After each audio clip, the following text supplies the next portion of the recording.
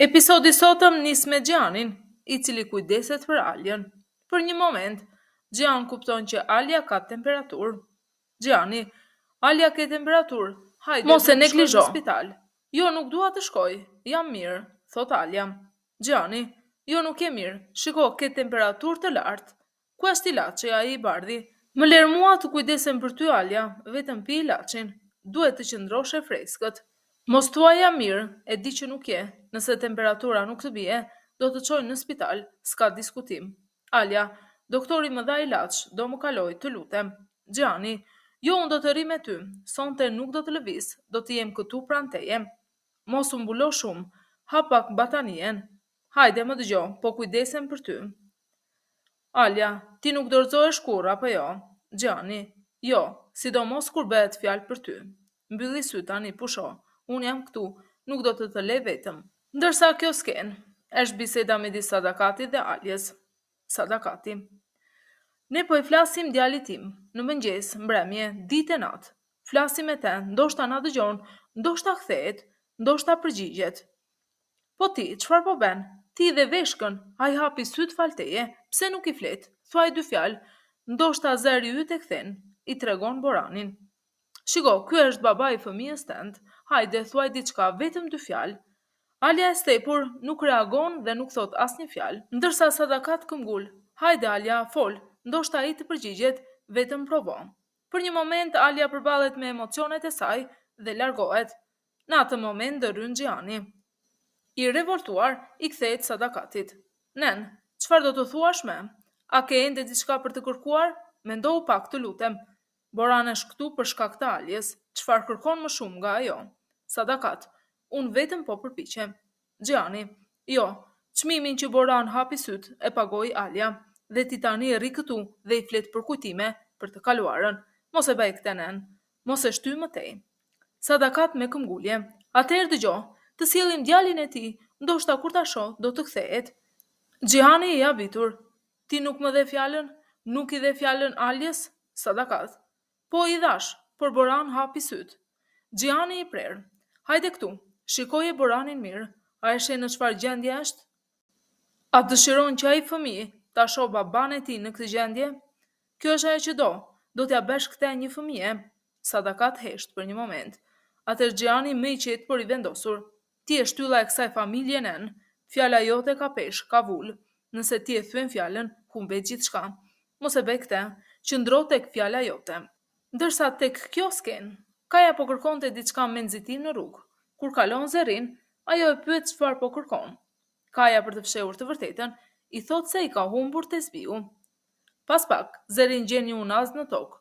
Kur e sheh që mbi të është shkruar emri i saj Zerin, preket shumë dhe i mbushen syt me lot. Kupton që Kaja ende e mban në zemër dhe nuk e ka harruar. Ajo jep unazën dhe të dy përqafohen fort, duke qarë për atë që kanë humbur. Në atë moment, Kaja ndjen lëvizjen e bebes në barkun e Zerin, dhe Zerin i thot se edhe ajo e ndjehu për herë të parë. Pas këtij momenti të ndjerë, ata ndahen në eshtje dhe vazhdojnë se cili rrugën e vet. Nga ana tjetër, Gjan organizon lëvizjen sekrete dhe bën planin me njerëzit e tij. Do të përdorin kalimet sekrete në Izmir, në përshpella, do të jemi shumë të kujdesshëm, e kuptuat, gjatë rrugës asnjë telefonat, vetëm radiokomunikimi. Asgjë tjetër. Atje në depo do t'ju presin njerëzit tanë, gjithçka është organizuar, edhe unë do t'jem atje gjatë natës, mjafton të mos ketë probleme, kjo është më e rëndësishmja. Të gjithë do t'jenë vigjilent, punë e pastër, pa gabime. Nga ana tjetër, Shahin vjet në ndjekjet e Xhmelit për të kuptuar më shumë rreth planit të tyre, por në të vërtetë është një kurth për Shahinin. Xhmel e gëlltiti Karremin Shahin, tani mendon se Gjani do të bëj dërkesën nga aty, dhe djali im i pafajshëm do ta spionoj Gjanin, duke menduar se po na zbulon ne.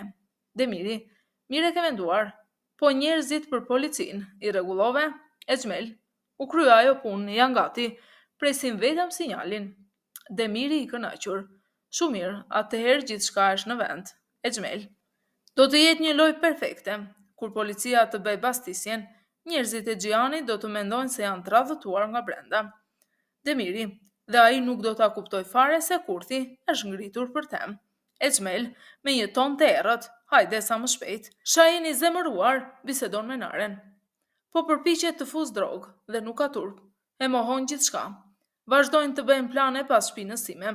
Kur mora këtë tokë nga Gjan, i dhash fjalën, u betova Nare, që këtu nuk do të kaloj asnjë drogë, por ai ende po tenton të më tradhëtoj.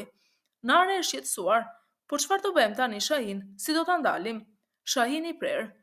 Nuk do ta lejoj këtë, do bëj denoncimin, nuk mund ta lëm të ndodh. Nare, por a nuk është rrezik edhe për ne? Shahin.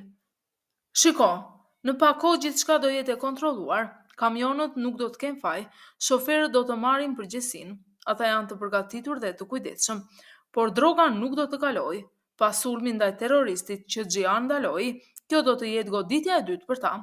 Asnjëherë nuk do të mund të fusin atë mall helmues në tokat tona. Sadakat përpiqet nga ana tjetër të ndihmoj Boranin të vinë në vete. Këtë herë ajo përpiqet të përdorë Gjian Denizin, duke i folur në mënyrë të tërthort për Boranin, edhe pse kjo gjë nuk pëlqejet nga Alia dhe Gjian. Gjian, Kaja dhe njerëzit e tij përballen me një betejë të papritur, kur Exmel ka vendosur një kurth së bashku me policinë, ndërsa përpiqen të dalin nga situata. Kaja plagoset gjatë përleshjes, duke shkaktuar panik dhe shqetësim tek të gjithë. Skena tregon tension, rrezikun dhe pasojat e strategjive të gënjeshtrës dhe kurtheve. Duke dëgjuar për plagosjen e vëllait të saj Kajës, dhe kur nena e saj Sadakati akuzon Shahinin për këtë, Nare e acaruar shkon të përballet me Exmelin. Nare vazhdon ta kërcënojë dhe kërkon drejtësi, ndërsa atmosfera mbetet e rëndë dhe mbushur me urrëtie dhe tradhti, duke lënë të hapur një përplasje edhe më të madhe në vazhdim. Duke dëgjuar këtë, Zerin përpiqet të shkojë për të parë Kajën, e shqetësuar për situatën dhe gjendjen e tij. Ajo përballet me pengesa dhe tension emocional nga Sadakati. Nga ana tjetër, Exmeli nxit fisin kundër Gjianit. Exmeli, si mund të quhesh udhëheqës kur hap zjarr ndaj policisë dhe të tërhiqesh si frikasak? Albora ka nevojë për një lider të guximshëm dhe me nder. Ju, unë, të gjithë ne do të bashkohemi të rimarrim fisin dhe nderin ton. A jeni me mua? Dhe kështu, së bashku me fisin e tij, ai niset për në konak. Duke marrë vesh këtë, Gjiani paralajmëron Alien për rrezikun që po afron dhe i jep udhëzime të qarta për të vepruar në fshehtësi. Gjiani, Alia, dëgjoj me kujdes. Exmel ka mbledhur gjithë banorët e fshatit dhe po shkojnë drejt konakut. Ti merr Gjianin dhe shko në dhomën e fshehtë të konakut. Ai është edhe streh, mos u shqetëso për ne do ta menaxhojmë situatën. Qëndro aty ku jem, ne do të hyjmë nga dera e pasme, ndërsa fshatarët janë te dera e prapme. Në një përpjekje dramatike për të mbrojtur konakun nga sulmi i Exmelit dhe fisit i tij, tensioni është i lartë. Sadakati dhe të tjerët marrin armët për të rezistuar dhe mbrojtur familjen, ndërsa Alia qëndron e vendosur pranë Sadakatit, duke mos u larguar edhe pse rreziku është i madh. Në momentin kritik, një nga sulmuesit gjuan drejt Aliës, por Sadakati ndryn në momentin e fundit, duke marrë goditje në vend të saj. Sakrifica e saj e menjëhershme tregon guximin dhe përkushtimin për të mbrojtur të dashurit e saj, duke lënë të gjithë të shokuar dhe të prekur nga veprimi i saj heroik.